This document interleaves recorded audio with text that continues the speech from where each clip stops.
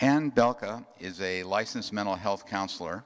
She has a BA in counseling from Marshall University, Huntington, West Virginia, and a MA in counseling, Columbia International University in Columbia, South Carolina. Among other skills, she is trained in accelerated resolution therapy for trauma treatment. Ann is also a U.S. Navy veteran with 14 years active duty as a supply chief. Her work experience includes work in several varied mental health settings: a domestic violence shelter, Army inpatient psychiatric unit, outpatient clinic for children and adolescents, private practices, overseas and domestic missionary locations, and church counseling centers. Ann believes that the relationship between a counselor and a client is a place where mutual respect, compassion, and safety create a place for learning, starting over, being accepted, and in growth. Along with Ann sharing the stage is Amy Schumann, who has more than 25 years professional experience working in clinical, administrative, research, academic, and group social work. She holds the credential Diplomate in Clinical Social Work through the NASW. She specializes in treating trauma, anxiety, abuse, and issues related to sexual orientation and gender. She is also a master therapist and lead trainer in accelerated resolution therapy since 2009. As a researcher and research assistant, Amy is a co-author of several study publications under the leadership of principal investigator Dr. Kevin Kipp. She is lead author in a pending textbook chapter for graduate studies in psychological counseling. Pretty decent credentials for both. Please welcome Ann Bealke and Amy Schumann. Thank you, Jeff. Good morning, everybody. There was somebody here the other day who said something about, "I am standing up," and I think that's definitely the message for me today. So I am Ann Bealke, and as you heard, I've had a little bit of experience in counseling here. Started my bachelor's degree back in 1994. I've been doing this stuff ever since. I absolutely love it, and it drives me crazy, but it's really, really good stuff. The one thing that I really love is to work with clients who allow an opportunity for learning and growth, and I see that comes to pass and comes to fruition. When we talk about periodic paralysis, how did I get connected with PPA? Well, Linda asked me to come and to talk today about PPA as a result of having clients who have PPA. I have a couple of clients on my caseload that have PP. And what happens with that with me is the clients that I see have struggled with several conditions that we've been able to help with. The ones that you see on the screen, not all of these at all times, obviously, but back and forth through what they go through, not only with episodes and trying to manage their condition, their physical condition, but also manage their mental health conditions. And there's clear evidence, we know that there is a mind-body connection there. When we activate the autonomic nervous system in a fight, flight, or freeze mode, there's definitely a physiological response. And the physiological response can exacerbate the mental response or the emotional, psychological response. And then these things will absolutely wreak havoc together. And so these issues can be effectively treated by licensed mental health counselors, social workers, psychologists, and so forth. And I would really encourage you to consider this part of your health care, this part of your life. The doctors that are here today, I want to thank you for the passionate approach that you take to this particular condition. I know that people here are very grateful, and certainly I am as well. And I know that it's difficult to just plow every day looking for answers and doing research. And we really appreciate the dedication that you have committed to this issue.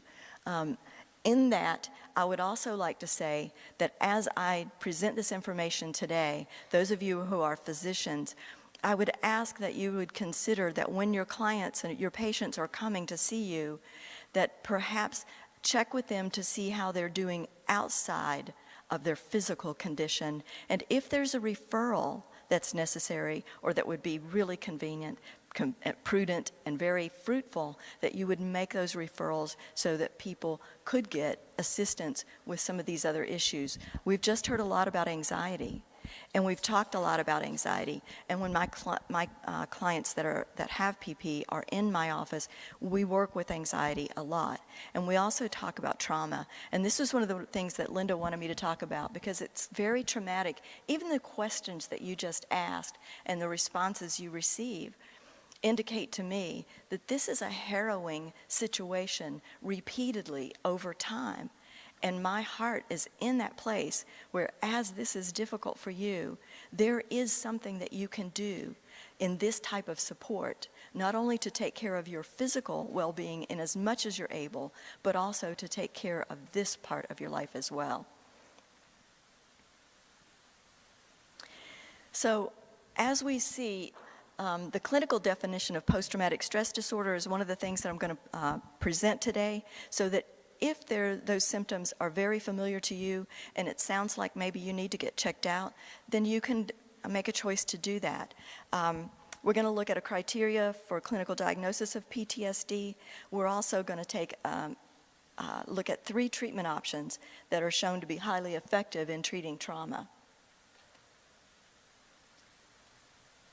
Now, post-traumatic stress disorder is a psychiatric disorder that can occur in people who have experienced or witnessed a traumatic event, such as natural disaster, serious accident, terrorist or combat, rape, other violent personal assaults. This is a definition that's provided to us by the American Psychiatric Association. And where do we get that definition? Then what we see is this comes from the DSM-5, which is the Diagnostic and Statistical Manual, the 5th edition, developed by the American Psychiatric Association.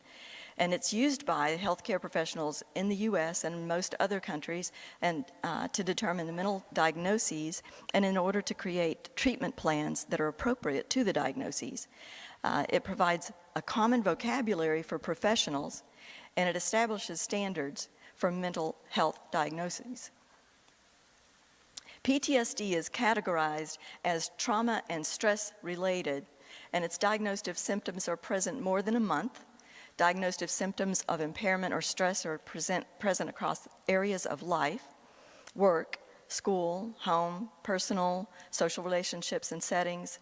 The diagnosis or the dissociative reactions recurrent distressing trauma-related dreams, dissociative reactions, for example, flashbacks, reliving or versus remembering something, numbing out, feeling disconnected, feeling almost like an out-of-body type of experience, and that things are not real. Memory lapses or difficulty focusing are also common in PTSD. Intense and prolonged, longer than a month, distress after a traumatic exposure, and significant physical reactivity after exposure to trauma-related stimuli, for example, sweating, shaking, heart racing, and feeling smothery. And if you think about some of these symptoms that we're talking about here, many of them you have described on a physical plane today as a result of your conditions. And those of you who are caretakers, those of you that have seen your loved one go through these things, this can also apply to you as well. And so keep that in mind as we go along.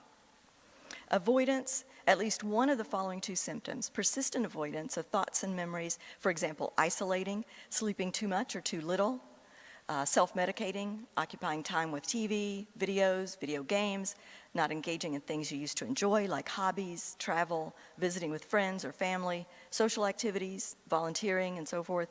Persistent avoidance is another one of external reminders. For example, a certain place you really don't want to go back to, colors, smells, sounds, activities, and situations.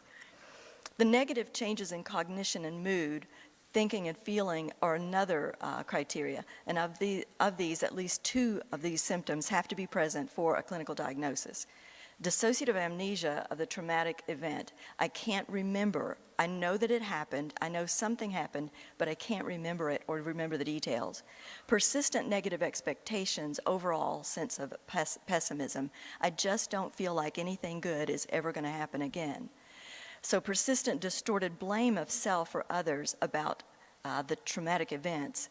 I see many people with trauma have this as really a strong symptom with or without PTSD full diagnosis, where they really take on an inappropriate blame or guilt for having, for example, an episode, or they feel guilty about their loved one who's trying to take care of them, and this causes a lot of stress.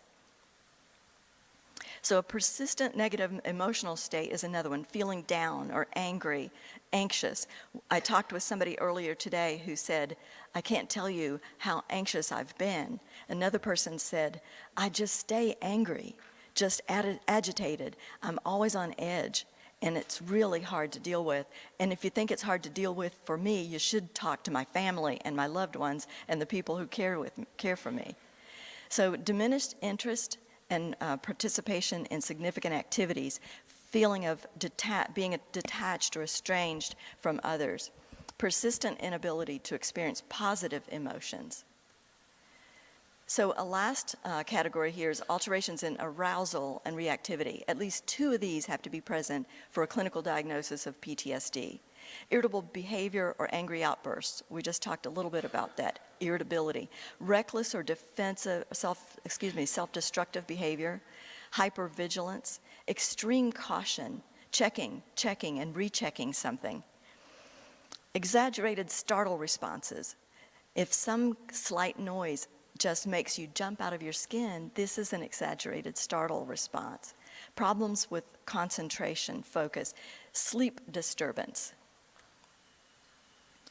Now, PTSD is a result of medical emergencies. After I started treating someone with PP, I began to wonder about this and what the incident is of trauma, actually a trauma diagnosis with like PTSD. What happens with medical conditions like PP?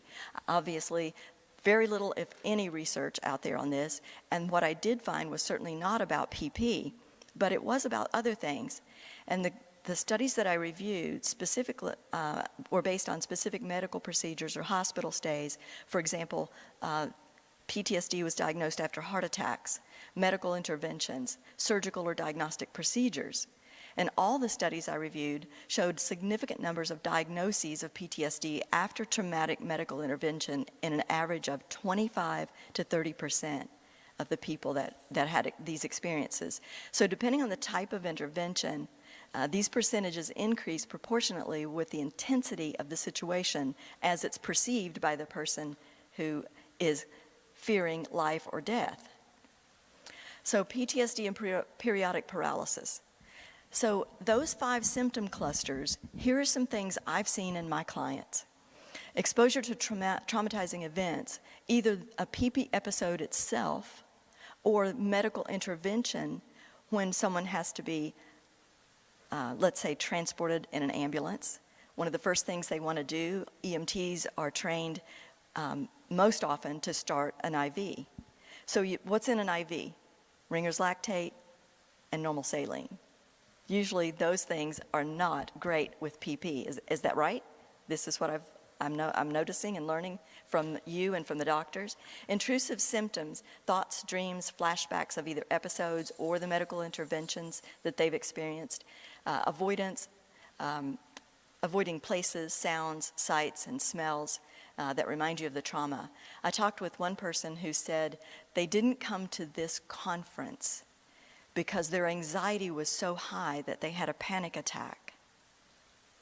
I think that's a significant avoidance that's directly related to what she had gone through in some other situations, and that was medical treatment. And she knew that everybody that was here was going to be talking about the medical aspect and the pharmacological aspects of this condition. So her anxiety was extremely high. So there are negative changes in thinking and mood, like depression, anxiety, irritability, anger, difficulty focusing, change in arousal and reactivity, easily started, jumpy, inordinate fears, and excessive worry. And I want you to remember, I'll go back to this slide just one moment. I want you to remember that those of you who are in this room who are caring for a loved one, a friend, a relative who has PP, all of these symptoms and categories of symptoms can also lead to trauma for you as well, even if you've never had an episode.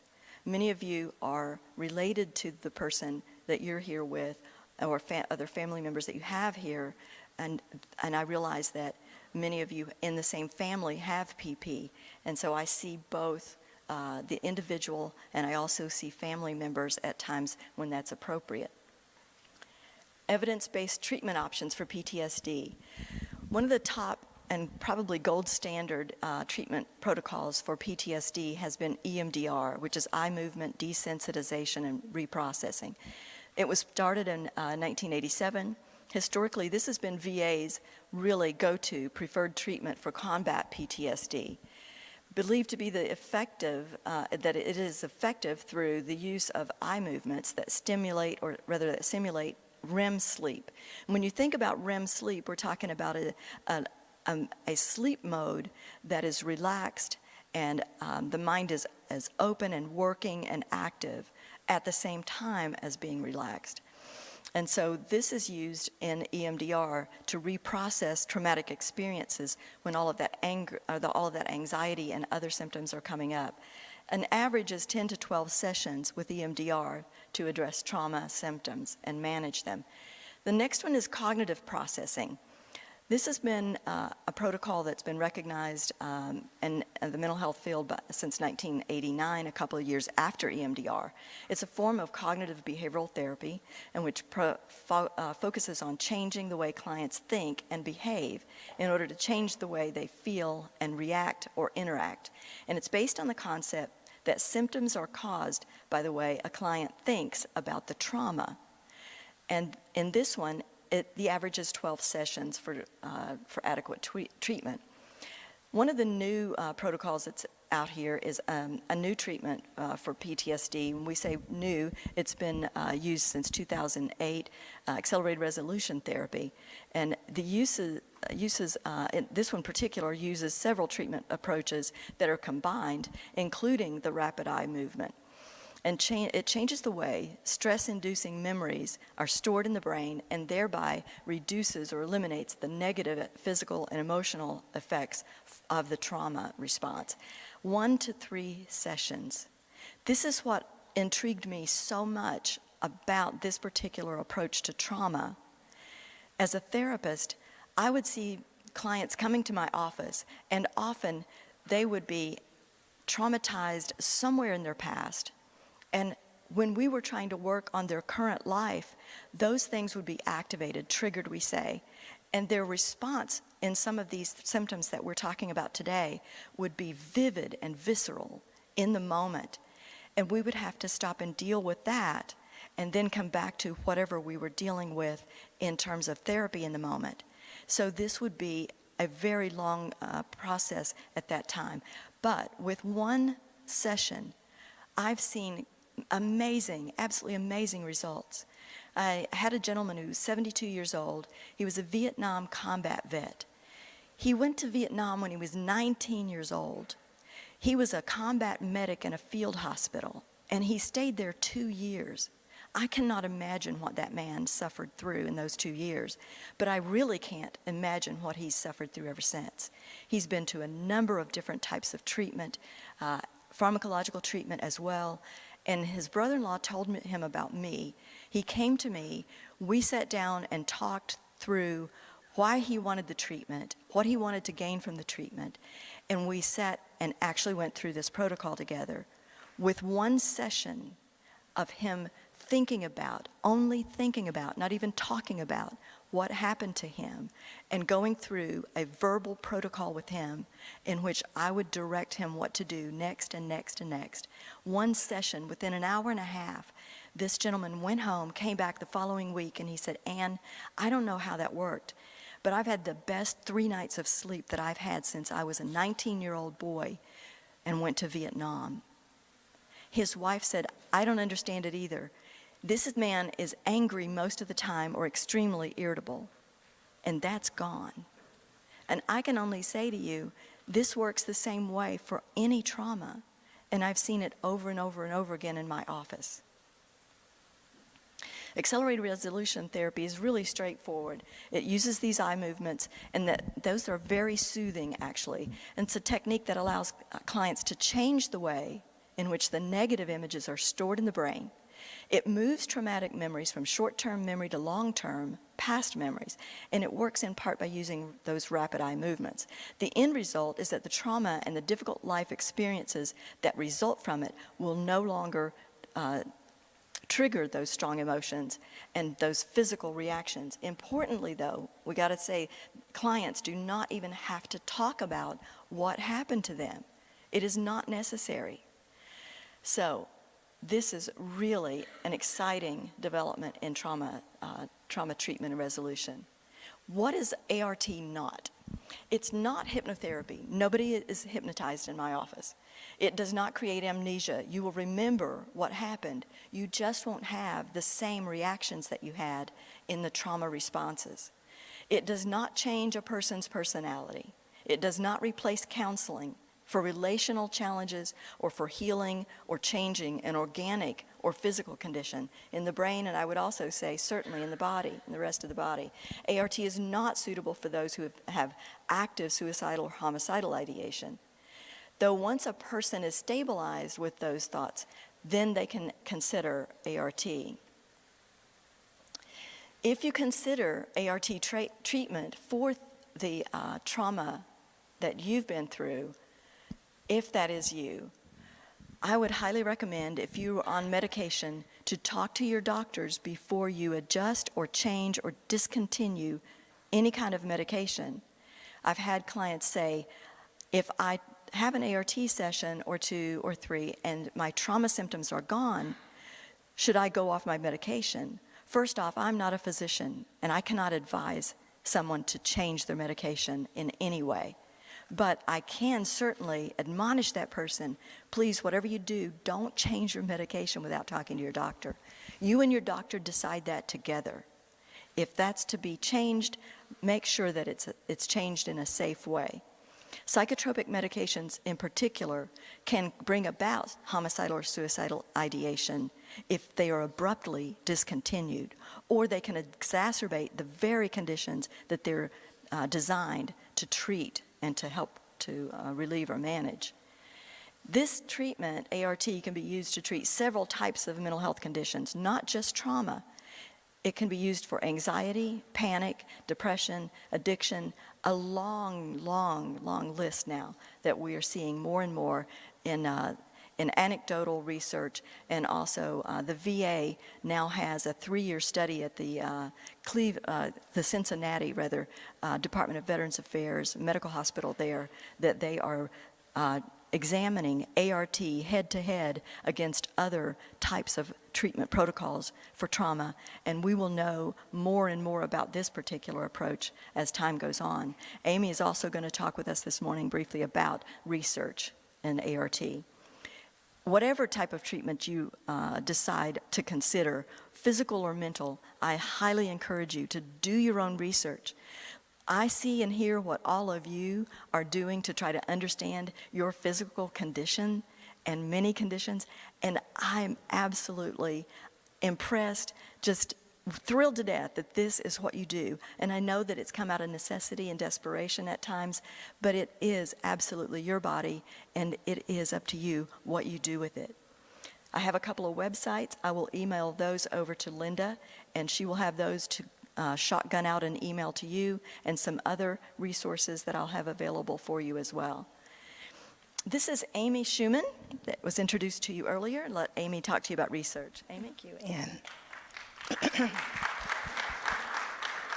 So as Ann said, I'm here just to fill in a little bit about the research to give a little more credibility to accelerated resolution therapy, which is a therapy that's different from what people usually imagine or participate in when they're engaged in therapy. I'll just quickly say one part that we would spend a lot more time on if we had more time. There's another piece of what we now know about the brain that we utilize when we do accelerated resolution therapy.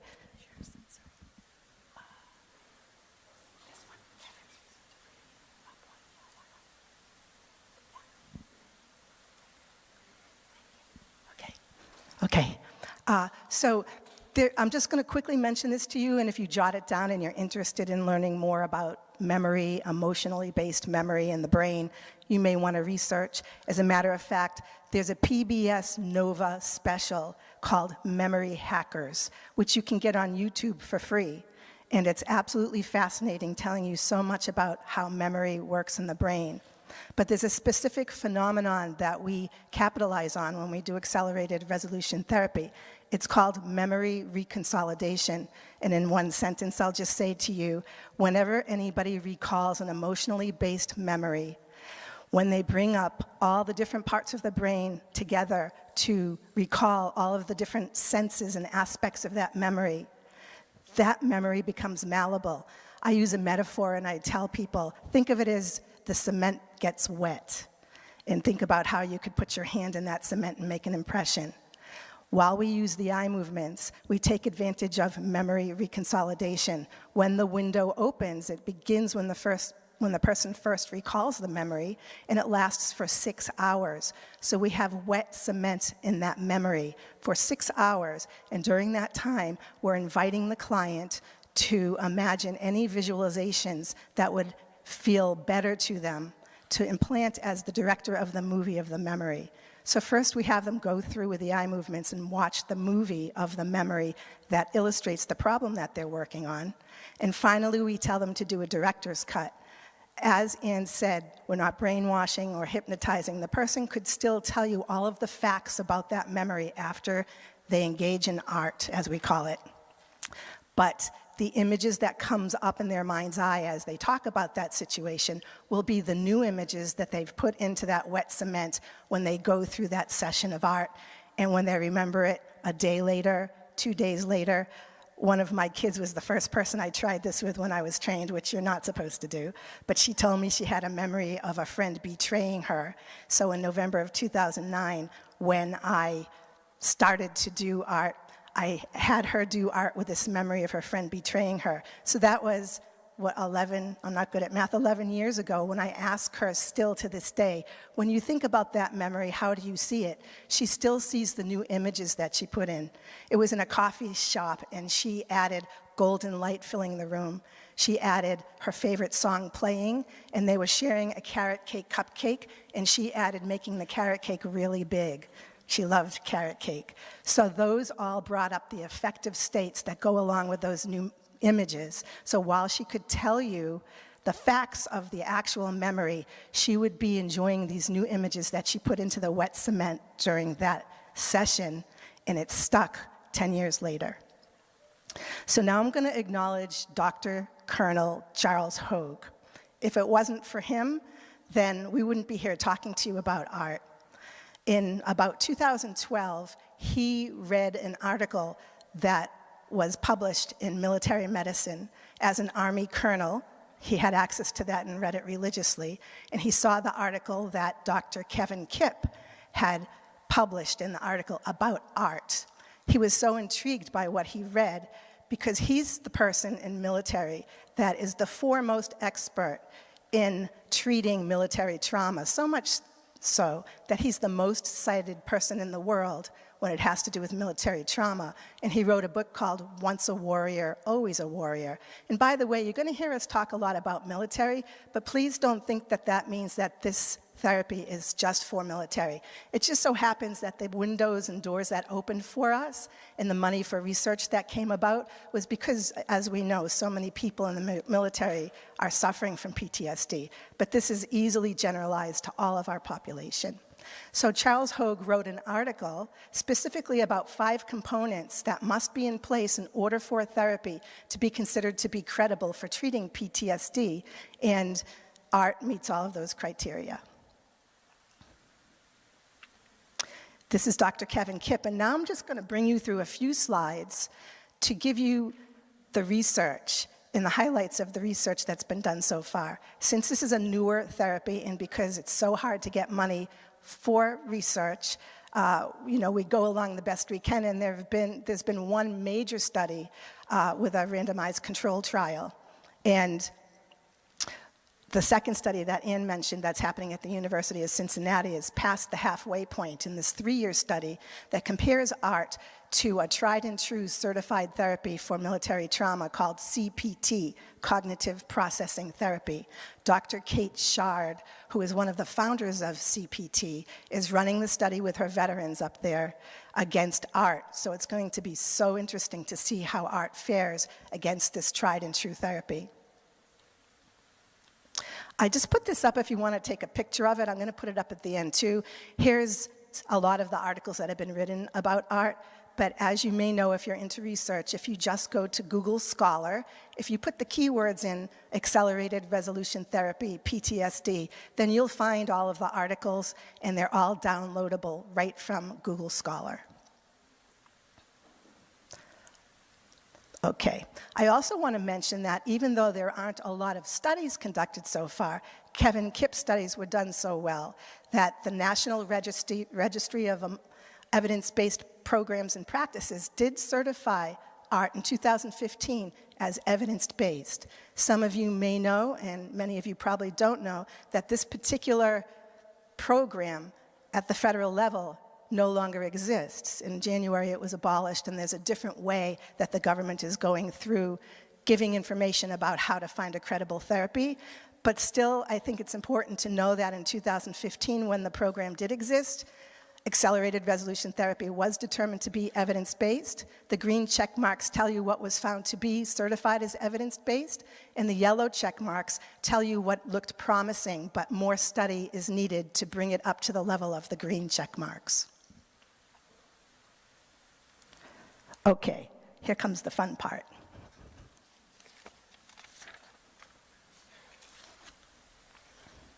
So here's the sample for that big study that I told you about with the randomized control trial, and the control group was an attention control group. We had 57 people enrolled in the study.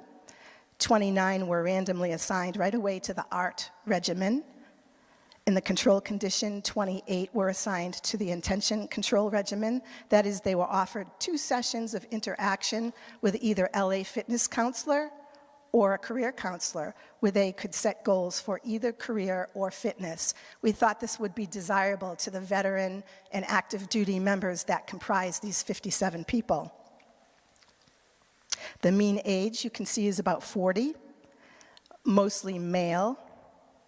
And the top red arrow shows you that about 40% were on military or veteran disability for PTSD or other mental health problems. So this tells you that these people who came in for the study, 40% of them were earning their living, perhaps supporting their family with disability money, and yet they were so uncomfortable with their PTSD, they were willing to try to get better and maybe risk losing that form of income.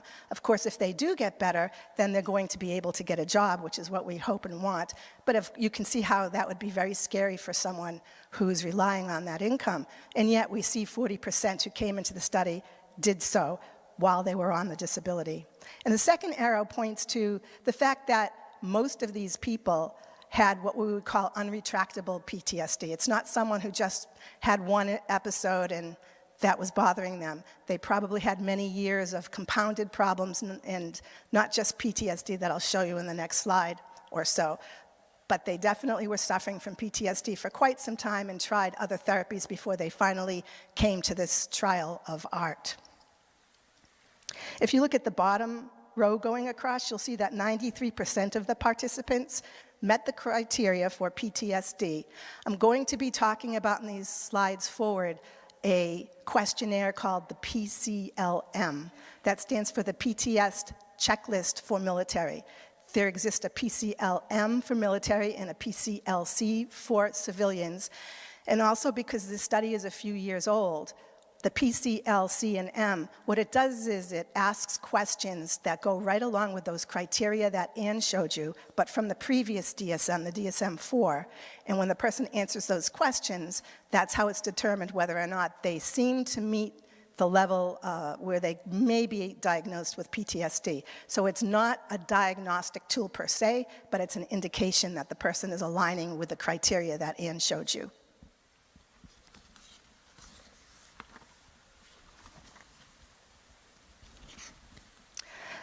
Let's look at the main results.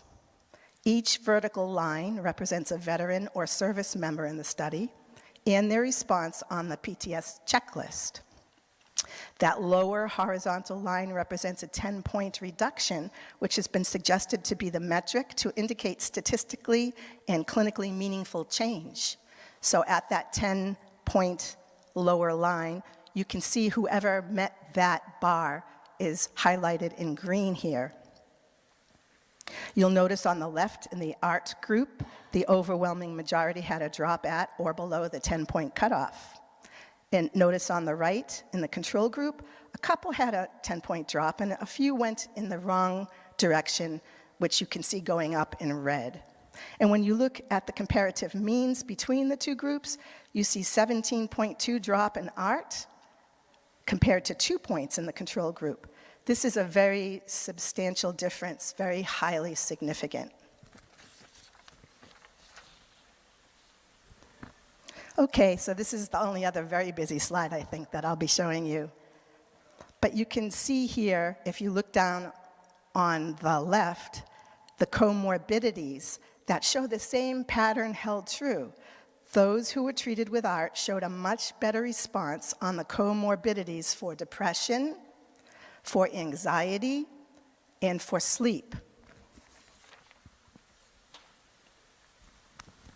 One surprising result had to do with the pain that the veterans had. A lot of them had combat experience, and on a 0 to 10 scale, 4 was considered to be the cutoff for significant or meaningful pain. And as you see here, about half of the veterans had reported having that level of pain. If you can see above each bar, a number of who fell into that score point.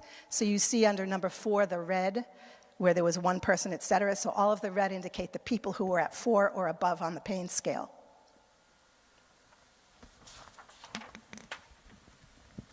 And rather remarkably, this was not a hypothesis in the trial, but when the data was analyzed between the two groups, the drop in pain for the art participants was substantial in self-reported pain reduction and a mixed bag in the control group.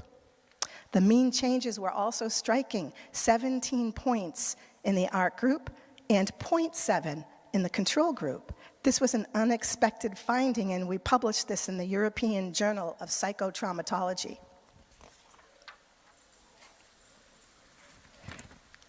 Kevin's an epidemiologist, and he loves to pool data. So I'm not telling you about the second study here. We just don't have enough time. But he pulled the data from the studies. And this slide compares the data between civilians and military people. And it also shows sexual trauma, which was among females.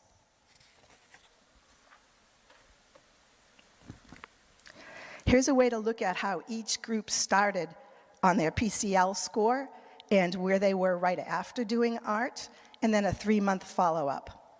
You can see that the patterns were all similar, and you can see that the most notable outliers, that second cluster of 3, those are the military females. There were 9 of them, and they had the highest starting point with a mean PCL score of about 60. Remember, the cutoff is 44, so that's well above the cutoff to indicate PTSD.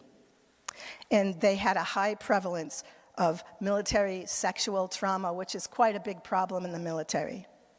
This was also published in Military Medicine. A closer look at the sexual trauma as the source of primary trauma. Remember, green is good, at least a 10-point drop in the PCL score. Civilians had a 22-point drop, and military females had an average of a 21-point drop. So it appears that art is a very good treatment for sexual trauma. Because of the surprising results on pain, Kevin decided to look at neuropathic pain. In the group that he had, he looked at pain related to diabetes, chemotherapy, and pain that was of an idiopathic nature. He recruited 10 adults, so this is a pilot study, And he measured before, after, and 1-month follow-up. You can see the suggestion of the trends pre and post art. On the scale on the left side, that reflects the level of pain. So you see clearly the level of pain is going down. The scale on the right side reports quality of life. So you can see clearly that that scale is going up. Finally, I'll just mention that lately Kevin has been very interested in doing EEG studies. And here you see a little case series with 9 veterans who have PTSD against 9 control subjects that do not have PTSD. So what they did is they took a nap before they had art, and they had their EEG done, then they had art, and then they had another nap and another EEG afterwards. The control group just had 1 EEG with a nap. And here were the results. In red, you see what the EEG, when they showed the level of discomfort that by virtue of the brain waves in red, pre-ART. In green was the nap after ART, so clearly you see a trend going down, not down as low as the blue dots, which indicate the people who didn't have PTSD, but clearly in the good direction. So right now, I know he's gotten a much fancier monitor that he can put on someone's head that's less intrusive than all those wires that have to be put on. And so currently, I know that he's conducting another study using EEG. So this is, again, the list of articles that if you'd like to take a picture, or you can find easily on Google Scholar. And that concludes my talk.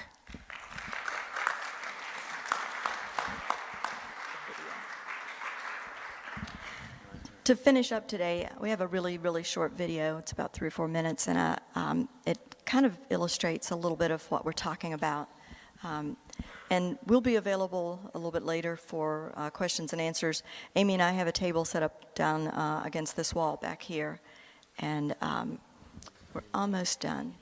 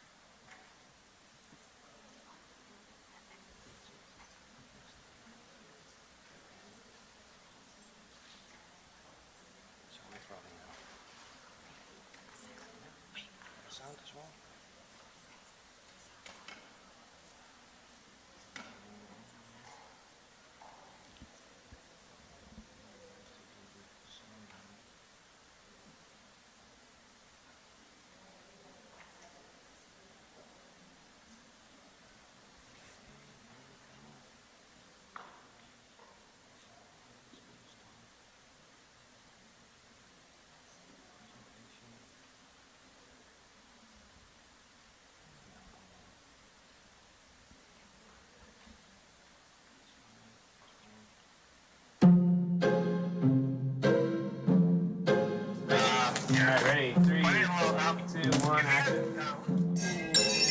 125 decibels right there. We're gonna have to clean this up. Where do you want me to stand? I just like walk up, introduce yourself maybe more times. Okay. That's like, cool. And then when they look around, you guys are completely normal, like nothing happened. Hey, good morning. Hey, how are you? Good, how are you? Good, good, good. Can I have a hot chocolate? So you just want, do you want a double espresso or a single? Double is fine. Okay, We got whole milk. I do. Let's do it. Okay, do you want a medium, large? No, medium. Medium, and do you want that for here? Yes, please. All right. Let's get this going for you. Do you want that for here or to go? For here is fine. Okay. All right, get ready. 3, 2. Okay. Did you hear that? Hear what? That explosion. No. Just making some coffee. What's the weather like outside today? Freezing. Is it? Yeah, I'm not a big fan of the cold. That's why I live here. He's gonna shake you. Get ready for dog barks. I don't know why I do it, but sometimes I just have to shake the beans, too.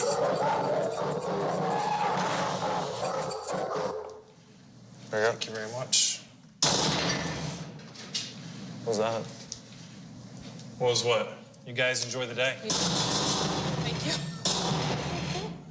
Let's get out of here. I don't know. Pat, hey guys, come on over here. We've got cameras right here, and we've got a camera right here, a camera back here, a camera right here, one right back here, one right up there. And if you don't mind, I'm gonna take you in the back here. Just go on through.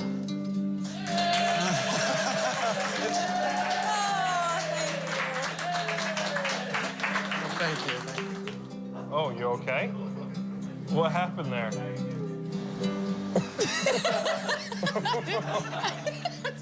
I'm veering you onto the one coffee I know how to make with my 4 hours of training as a barista. So, did you notice at all that no one else is reacting to the noise? How'd that kind of make you feel? Alone? I just wanted somebody else to be on the same wavelength as me, because I felt like I was the outcast and nothing happened. Nobody looked around, nobody looked at me, nothing. How'd that make you feel? Isolated? What would you think if you had to deal with the same things you dealt with today, every day? That would be debilitating. It would be scary to even leave my house because you don't know when or what to expect from day-to-day life. That's what 24 million U.S. citizens deal with on a daily basis. It's not mostly veterans. Really? A lot of people go through a lot of difficulties with post-traumatic stress. Did you hear the dog bark? Did you hear the car wreck? I did, yeah. I was a Green Beret. I lost 5 friends in a 6-month period. You know, it's hard. It's just a memory or emotional attachment to something that you need to work through. It's jarring. And not just my personal, but to hear the numbers and to hear your story a little bit and know that people are suffering in silence. It's always been the sort of thing where you don't really talk about it, and that's not right, you know, if we're gonna heal, you know? Chris, come here, brother. Get another hug from me. Thanks, man. Thank you. Yeah, man. I really do. Right on, man. Yeah, nice to meet you. Nice to meet you as well. Yeah. Thank you for doing this. Of course.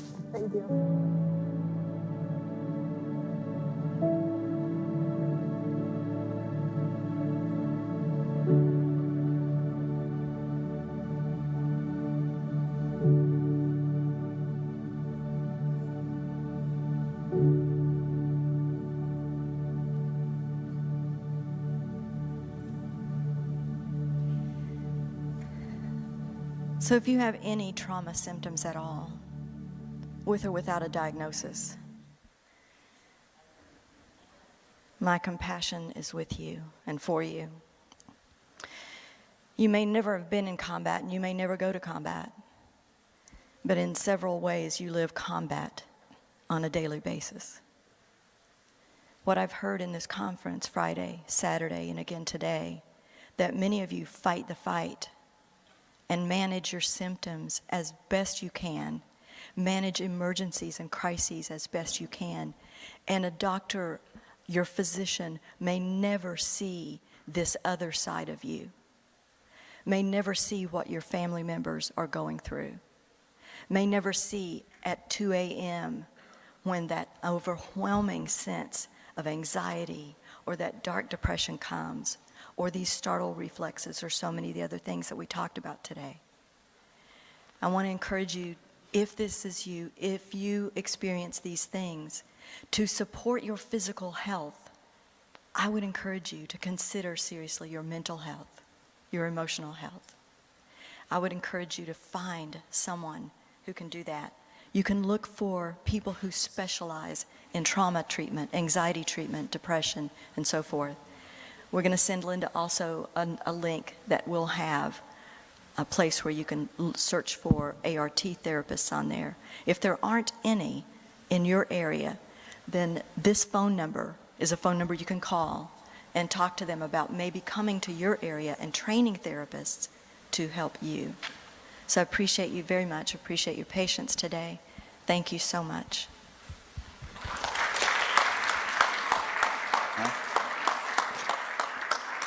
Does anybody have any questions for Ann or Amy?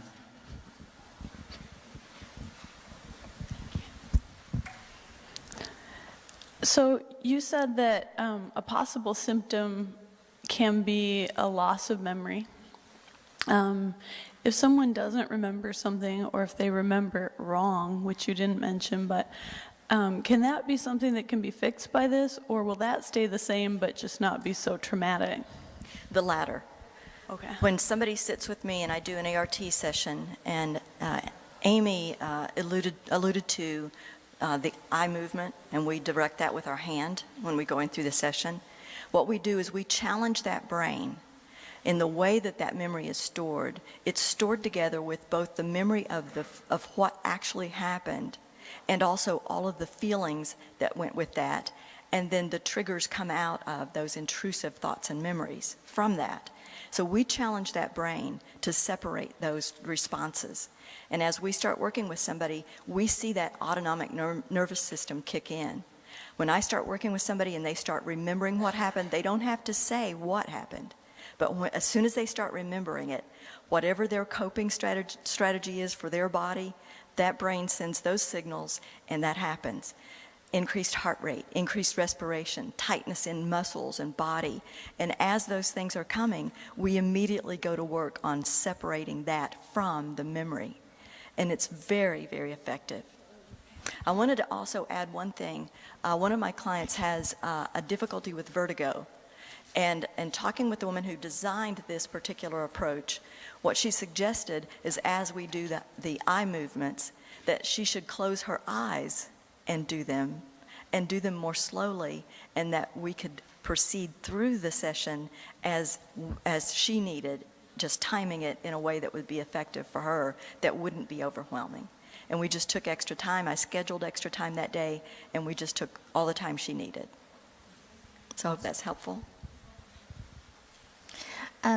My daughter is going through EMDR therapy right now with a therapist, and wonderful. And the therapist actually uses a hand stimulator instead of the eye movement. Is that just as effective, or what is your experience in that? I'm not familiar with the research on the comparison between the two approaches. With EMDR, I'm not a trained or certified EMDR therapist, but I love the question, and for me, I would be just as intrigued, and I would want to know that difference. The one thing that we do know is that the reports that you've seen, if somebody had already had EMDR and was still struggling, if they go then and have ART sessions, what they're looking at is usually a reduction that's drastic in those symptoms, or an eradication, an elimination of those trauma symptoms. It's pretty phenomenal. Amy, you had something? And I want to just add to what Ann said.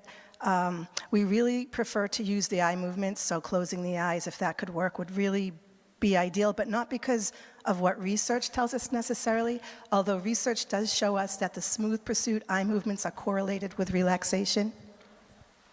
I got to get in the hot light. So the eye movements have been shown smooth pursuit. So if you're watching a tennis game, back and forth, they're correlated with a relaxation response in the brain. So we do prefer eye movements, but if it's determined that absolutely a person cannot do it with the eyes open, they cannot do it with the eyes closed, we can do other forms of bilateral stimulation. Like I think for the EMDR, you were talking about the wands that the person holds in both hands and a pulse beats from one hand to the other, or tapping from shoulder to shoulder, or have the person themselves tapping back and forth. So we would go to attempting bilateral stimulation without the eye movements. We can experiment and find some way that the person can tolerate and have that bilateral experience while we go through the protocol. Thank you. Thank you, Amy. Yeah? Go ahead. Okay. Yes. I had EMDR therapy many years ago, 6-7 years ago. Yes. I had surgery in 1991, and I was in a full body paralysis.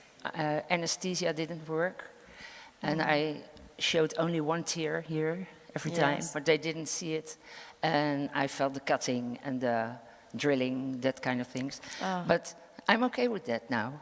I had, I had surgery after. Yes. It gives me okay feeling. Yes, yes. And I needed that second It's very and third helpful. surgery. Yes, And, absolutely. it didn't work only the months I visit the therapist, but Yes.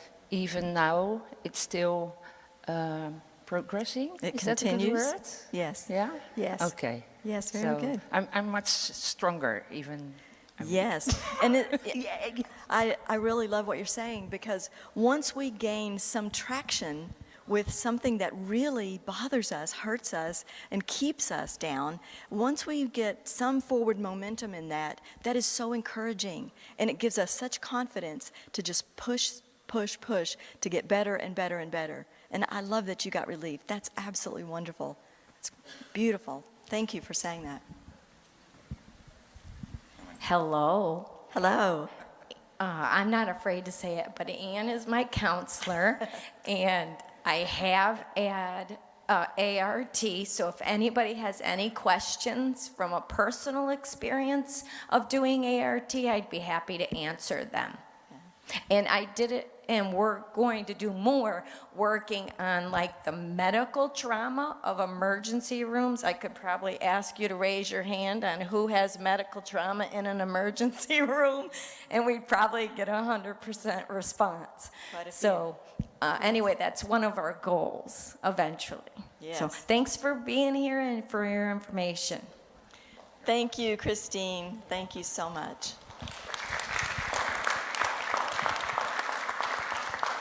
One last note, those of you that are here today, if you take a look at this list that we talked about earlier,